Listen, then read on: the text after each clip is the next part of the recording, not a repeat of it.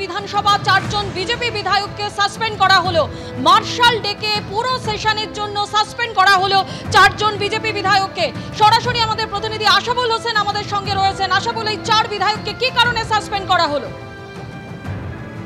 দেখো স্বর্ণালী, গত বৃহস্পতিবার অসংসদীয় আচরণের জন্য বিধানসভায় বিরোধী বিজেপি বিধায়কদের সমস্ত বক্তব্য বিধানসভার কার্যবিবরণী থেকে বাদ দেওয়ার নির্দেশ দিয়েছিলেন অধ্যক্ষ বিমান বন্দ্যোপাধ্যায়, এবং সেই মতো তাদের যাবতীয় বক্তব্য বিধানসভার কার্যবিবরণী থেকে বাদ দেওয়া হয়।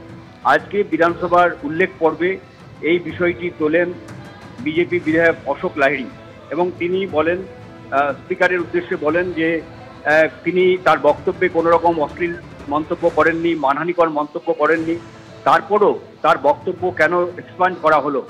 এরপর অধ্যক্ষ বলেন যে তিনি তাদের বক্তব্য এক্সপান্ড করেছিলেন একেবারে বিধানসভা যে 325 রুল আছে সেই রুল অনুযায়ী তিনি করেছেন, এবং তিনি রুলিং দিয়ে এটা করেছেন।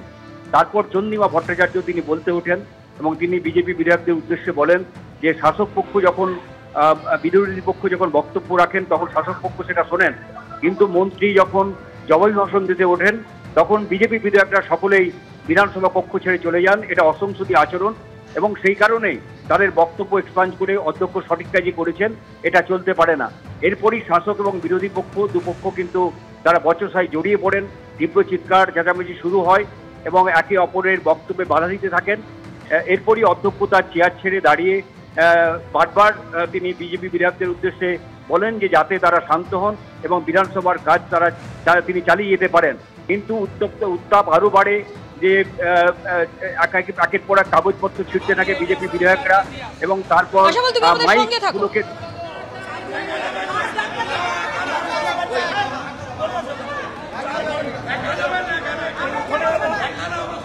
না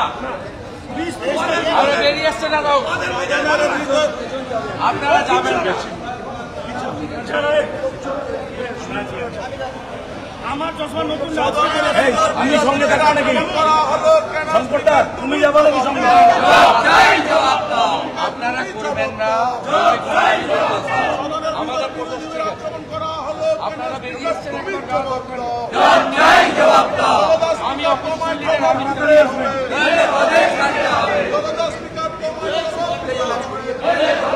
সরাসরি যে ছবি আপনারা দেখছেন সেখানে বিজেপি বিধায়করা তারা বিধানসভার বাইরে একেবারে স্লোগান দিচ্ছেন এবং একটা প্ল্যাকার্ড হাতে নিয়েছেন যেখানে লেখা আছে চুপ।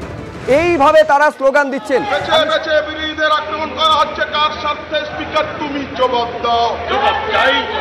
সদনের ভিতরে বেছে বেছে বিরোধীদের আক্রান্ত করা হচ্ছে কেন? কার স্বার্থে? স্পিকার তুমি জবাব দাও।